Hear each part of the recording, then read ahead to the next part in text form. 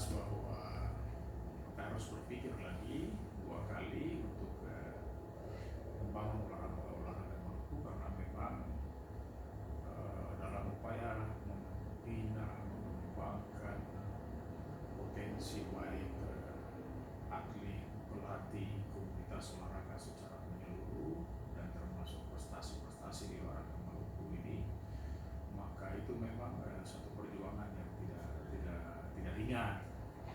Sehingga kalau memang ada niat seperti itu, kita menyambut baik saja sejauh itu demi kepentingan pembangunan olahraga Maluku. Kalau kepada Pemprov, ya memang ada juga teman-teman dari organisasi keolahragaan yang sudah datang juga untuk mendesak untuk maju. Tapi tentu tidak semudah itu, karena di samping niat dan tekad ketong untuk maju, tentu ada juga sejumlah persyaratan yang kita perhatikan. Di samping juga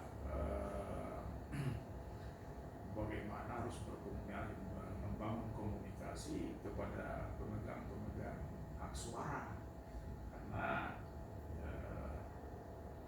semua mereka memiliki hak yang sama untuk mencalonkan siapapun.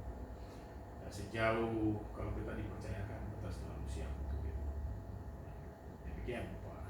Oke Pak, tentunya untuk sebagai calon ketua umum tentunya memiliki kriteria tertentu ya. Apa saja yang akan menjadi kriteria umum? Paling tidak ketong harus punya kemampuan manajerial yang baik. Kita juga ketong harus punya great design yang paling penting.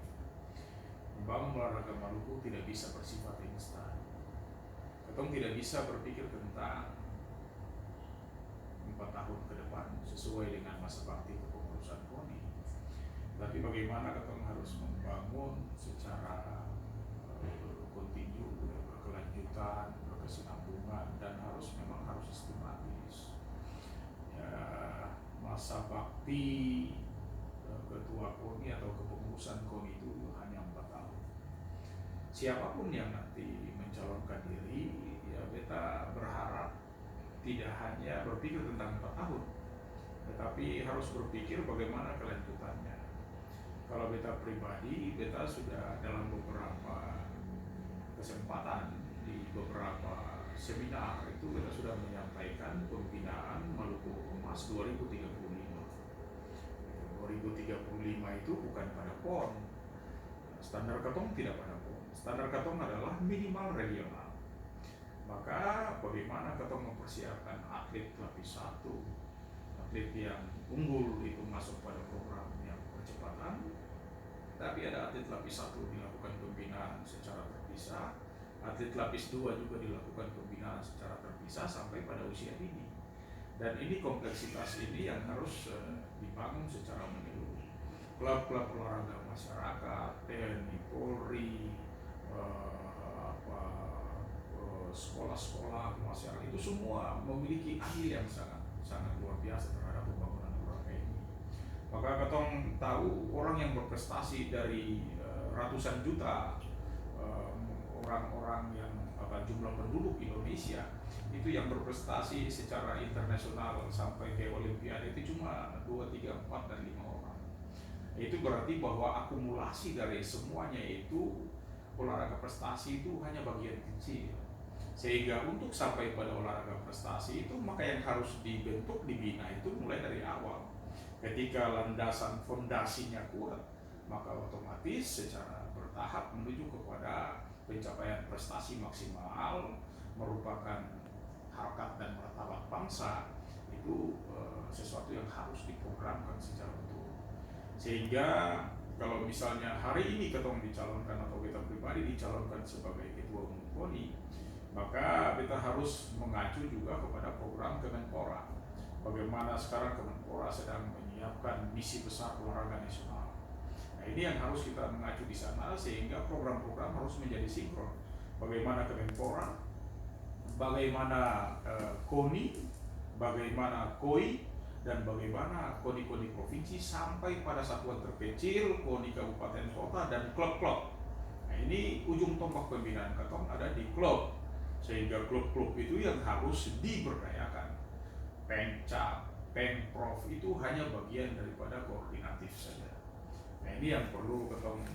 Jadi kalau misalnya kita dipercayakan, tentu di dalam kita benar pemikiran ini ada grand design besar bagaimana membangun, dan itu harus berkolaborasi dengan seluruh pihak, seluruh stakeholder. Itu yang harus kita kembangkan. Oke Pak, selama berkecimpung di dunia olahraga di Maluku ini, sudah berapa Pemprov yang dipimpin oleh Bapak, dan apa saja prestasi yang pernah diraih oleh Pemprov Bapak? Beta sendiri sudah banyak membentuk Pemprov ya. Persani itu dari ketong ya, dari Beta dan juga organisasi Sorapati. Persani itu kan Persatuan Senam Seluruh Indonesia. Itu dibentuk juga oleh Beta. Kemudian PRSI. PRSI itu ya renang, Persatuan Renang Seluruh Indonesia. Itu juga dibentuk oleh Beta. Kemudian ada beberapa cabur lagi, misalnya seperti angkat berat binaraga, itu semua, dan termasuk isi sport sepeda itu, dan terakhir kalau di bela diri itu ada Muay Thai. Muay Thai kita mulai bina sampai sekarang dalam jangka hanya kurang lebih 4 tahun sudah bisa menghasilkan medali di PON. Begitupun di Wushu. Wushu meskipun Beta sendiri tertati-tati karena membangun olahraga Wushu itu bermodalkan semangat saja, tapi hanya 2 dan 3 tahun ini ketong sudah bisa menghasilkan atlet Wushu sampai ke PON. Ya, dan ketong sudah punya juara-juara nasional, sudah memiliki pelatih dan wasit nasional, bahkan internasional. Yang terakhir Beta kembangkan sekarang adalah kickboxing. Nah, kickboxing ini Beta sangat antusias. Mengapa? Karena karakteristik kickboxing ini sangat identik dengan karakteristik olahraga individual di Maluku. Di dalamnya ada kolaborasi antara pukulan, tendangan, ya. Begitupun di Wushu dan di Muay Thai. Karakteristik ini yang cocok dikembangkan di Maluku. Dan di kickboxing itu medalinya sangat banyak karena kelas-kelasnya sangat banyak. Ya, meskipun agak sulit menjadi anggota KONI karena sampai 4 tahun baru kita bisa diterima menjadi anggota KONI, itu tidak menyurut semangat ketemu semua, karena membangun olahraga Maluku ini tidak bisa dari KONI saja. Nah, membangun olahraga Maluku ini ya, harus orang gila lah. Tapi kalau gila ketong terjemahkan ya kali ide langsung action gitu.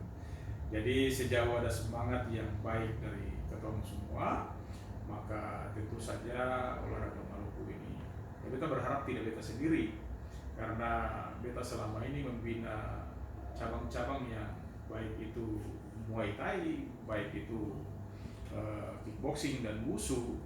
Beta tidak pernah minta duit ya, di KONI Maluku, kecuali dalam hal terakhir seperti PON kemarin ya Beta ucapkan terima kasih KONI sudah terlibat untuk membina atlet-atlet Wushu. Tapi di kickboxing Beta masih tetap berusaha. Tapi sekecil apapun itu bantuan yang diberikan, Beta wajib untuk berterima kasih terhadap semuanya itu.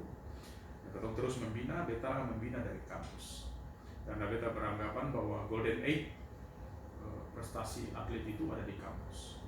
Seluruh atlet-atlet top yang ada di dunia ini berasal dari kampus. Dan sentra-sentra pembinaan maupun fasilitas-fasilitas kalau dilihat di luar negeri itu sampai di negara-negara maju, semua itu difokuskan di kampus. Jadi sarana prasarana pembinaan sampai di sport science itu semua dimulai dari kampus. Kita bukan waktunya lagi, bukan zamannya lagi orang bergerak dengan mengandalkan otot kawat tulang besi. Itu tidak zamannya lagi. Nah, kita sekarang bukan mundur. Kalau dulu kita tinju hebat dan cabur-cabur yang lain hebat, KONI juga dulu hebat. Dan sekarang kita bukan mundur. Tapi menurut analisis saya kita sedang berjalan di tempat. Jadi kita tidak mundur, tapi kita berjalan di tempat. Sementara provinsi-provinsi lain ya, daerah-daerah lain itu semua sudah berlomba dengan sport science, orang mulai melalui laboratorium ya, menemukan bagaimana untuk berprestasi secara baik, membentuk otot kualitas yang fisik yang baik, dibarengi dengan tentu saja psikologis yang baik dari atlet itu semua, sehingga otomatis dia bisa berprestasi secara baik dan tidak instan. Tidak ada prestasi dimanapun, tidak ada yang bisa dibangun secara instan, harus secara bertahap, sistematis, teratur, kontinu dan terus menerus. Nah, sehingga pada akhirnya kita bisa mencapai prestasi secara paten, bukan fluktuatif. Kalau kita membina baik, maka prestasi kita tidak fluktuatif. Prestasi kita akan konsisten, bertahan dan terus akan bertahan. Kita kira itu, Pak. Terima kasih, Pak. Terima kasih. Salam olahraga. Salam.